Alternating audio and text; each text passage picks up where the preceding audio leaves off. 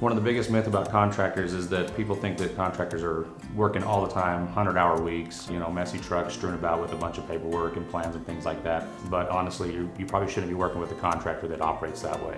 It's not going to be the best finish for you. Some of the bigger red flags when you're hiring a contractor is availability and start times. If the market is hot and your contractor can start work next week, if he's kind of hounding you to sign a contract the day of and trying to get money from you, those are some pretty big red flags. A reputable contractor should have work on the books, should have a schedule out, and you wanting to have a good contractor should be willing to wait that time to get the job done right. Some of the other things to watch out for when you're hiring a contractor too is when you're working with a contractor, a lot of times they'll be subbing out a lot of the parts of the project.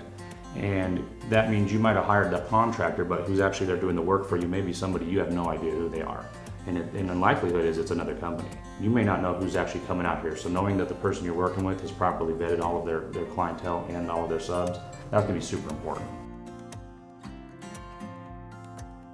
I think three things. Licensing is gonna be the most important thing. You gotta make sure they're licensed and properly licensed for what they're doing. Second one would be insurance, making sure that they are covered in case there is an accident or something happens on that project. Third thing would be customer reviews or just vetting, basically making sure that they're somebody you could trust to do your projects. We've been in business for 8 years here in Utah, but we've been doing the same kind of work for the last 20 plus years. We have some employees that have worked with us in excess of 15 years.